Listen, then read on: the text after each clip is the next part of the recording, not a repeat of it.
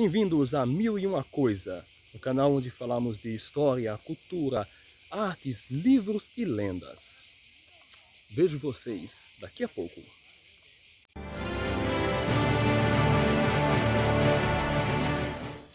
Olá, meus amigos! Hoje estamos aqui para contar uma história que mistura a lenda com verdade.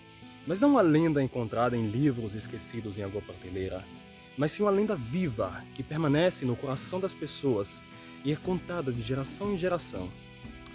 Essa é uma história de sangue, amor, traição e drama. Essa história se inicia no castelo de Montechiarogolo, na província de Parma, na Itália. O castelo de Montechiarogolo foi criado por volta de ano 1100 como uma fortaleza medieval. E durante sua história trocou muitas vezes de dono e enfrentou muitas batalhas.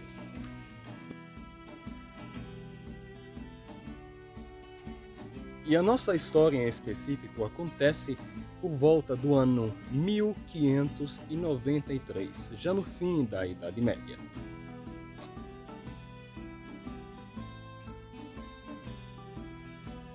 Em maio de 1953, o conde Pomponio Torelli decidiu dar uma festa em seu castelo e convidar todos os nobres daquela região.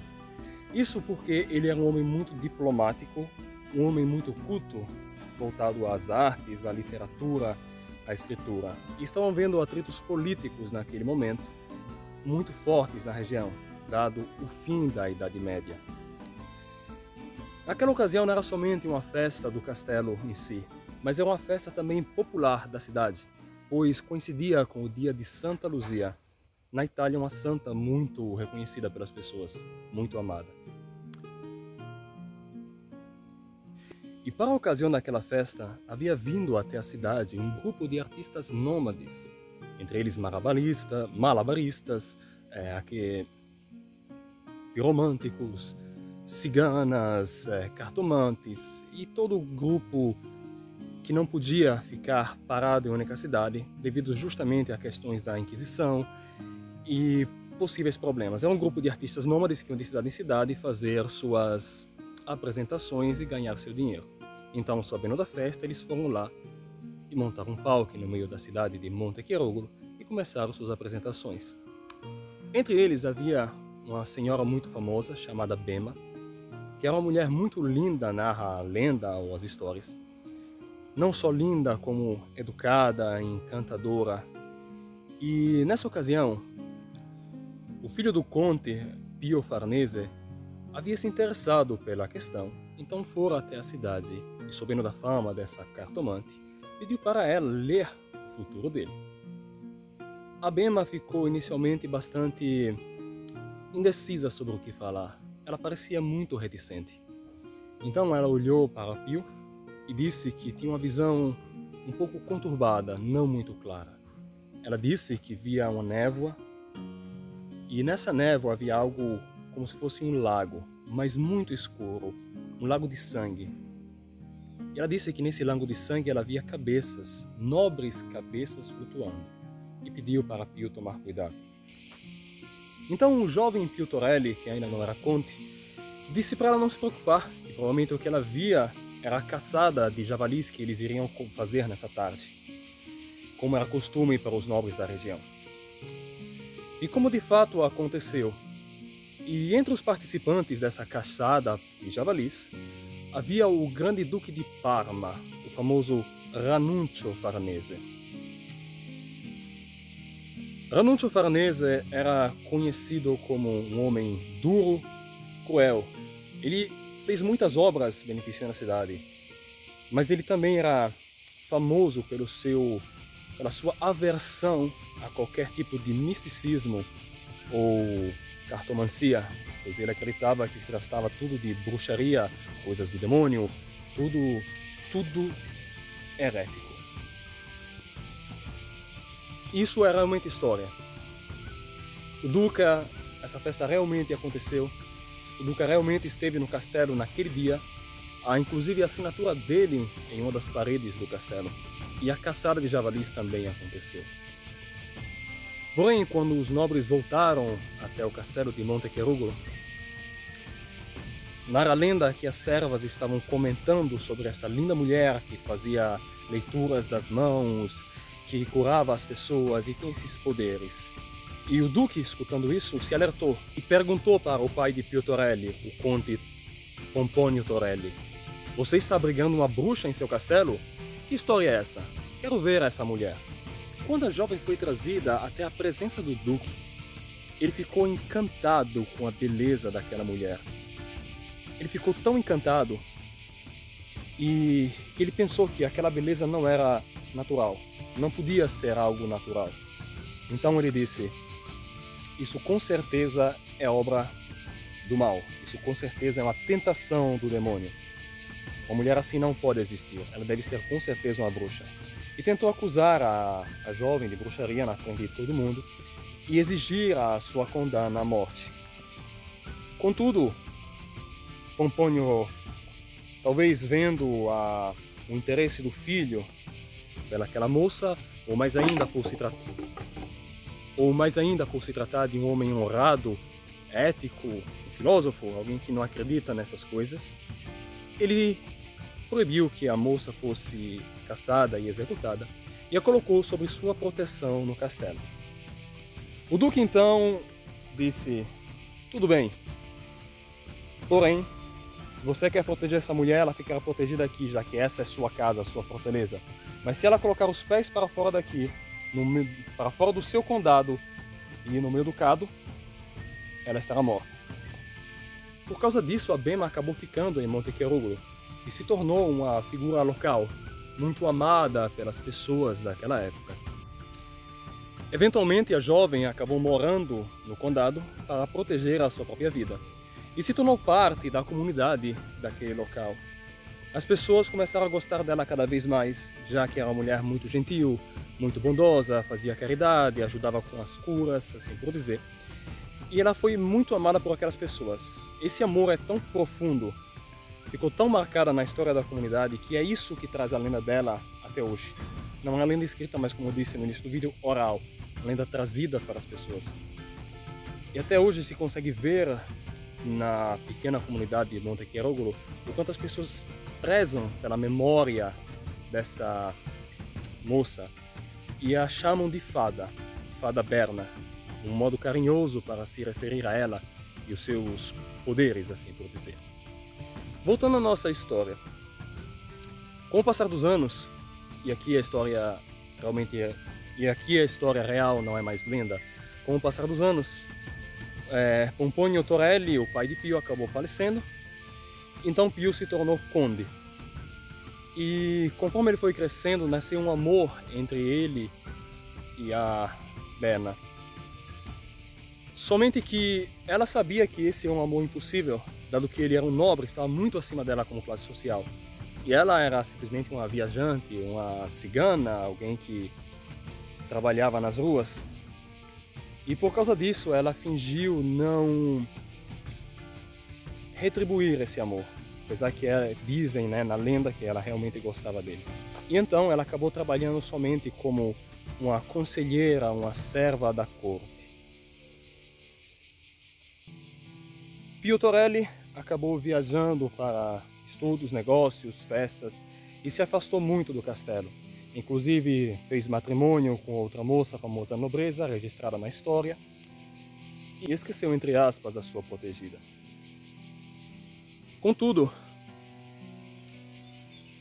o Duca Ranuncio estava muito interessado nas propriedades do castelo. Ele tinha uma visão de que o poder devia ser concentrado em uma mão só. Ele não aprovava os feudatários. E, através de espiões, aliados e manobras políticas, isso é história real, ele acabou acusando Pio Torelli e outros feudatários de um complô contra a vida do duque. Uma acusação falsa na história, realmente falsa, isso, desculpa, nunca existiu. Existia de fato uma inimizade por questões políticas, umas discordâncias de ideais, mas não havia realmente um complô contra a vida do duque.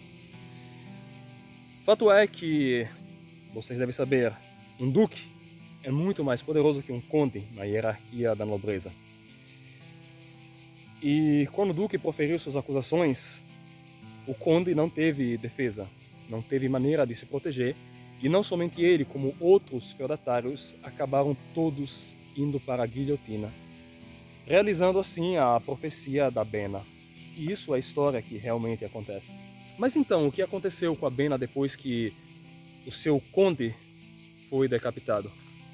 Bom, depois que o conde foi decapitado, o duque assumiu as propriedades de Montechiarugolo, inclusive o castelo. Óbvio, afinal, esse era o objetivo dele desde o princípio. Acusar para poder matar, tirar seus rivais do caminho e obter as propriedades. Isso aconteceu em 1612, apesar da Idade Média já ter acabado. Então a Bena saiu do castelo e foi morar com a comunidade de Montechiarugolo. Dizem que ela ficou lá até o fim da sua vida, muito bem recebida e amada pelas pessoas. E essa história poderia terminar aqui, dessa lenda, mas na verdade agora o elemento mais lendário, digamos assim, aparece.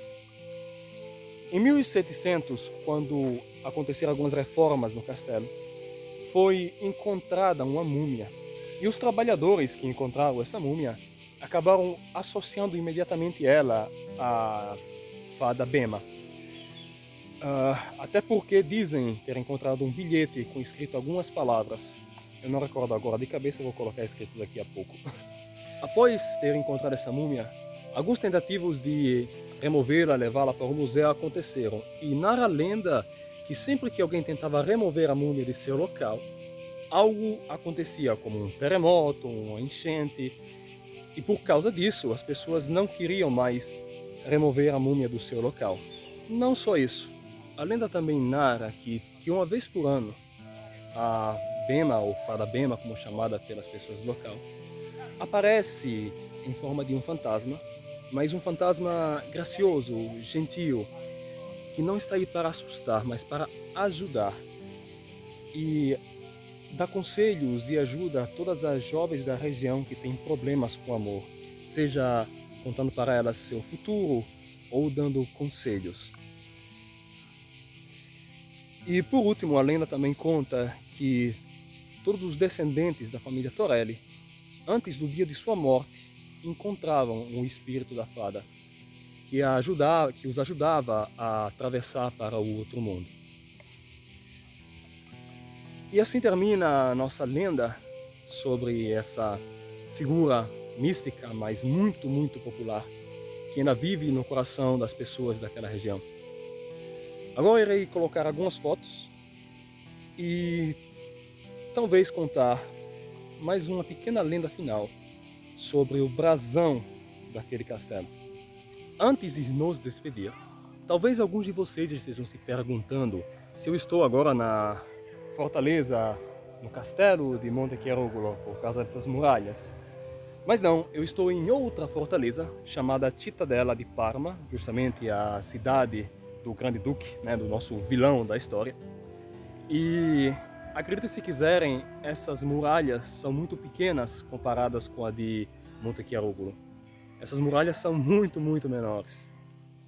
Eu visitei o castelo de Montechiarugolo pessoalmente e posso lhe dizer que é muito mais majestoso. Irei colocar, como eu disse, algumas fotos e vídeos agora no final do vídeo para vocês poderem aproveitar caso vocês queiram. Então assistam até o final, que durante as fotos eu vou narrar a lenda do brasão daquele castelo. Vejo vocês no próximo vídeo, espero que tenham gostado dessa história, lenda misturada, mas afinal toda lenda tem um fundo de verdade, e essa principalmente tem muitos fundos de verdade. Vejo vocês no próximo vídeo sobre curiosidades históricas. Até mais, pessoal! Em 1348, o castelo de Montechiarugolo entra sob o domínio do Ducado de Milão, o qual era presidido pela família Visconti. A família Visconti é uma das mais antigas e poderosas famílias nobres da Itália, qual tem sua origem datada desde o 10º século. E o brasão dessa família era justamente representado por esse grande dragão que engole uma pessoa vermelha. originalmente a grande e poderosa casa dos Viscontes, tinha raízes mais humildes. Eles eram um pequeno grupo de senhores feudais da cidade de Anguera, e o seu símbolo era em verdade um grande serpente, dado que a palavra Anguera vem do latim angis, que significa cobra, serpente. Contudo, para esconder essa origem que parece pouco nobre, os Visconti introduzem uma lenda heróica.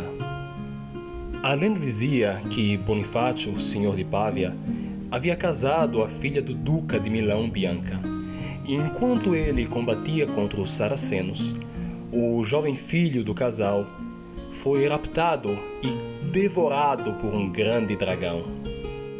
Bonifácio então volta da guerra e heroicamente enfrenta essa besta cuspidora de fogo.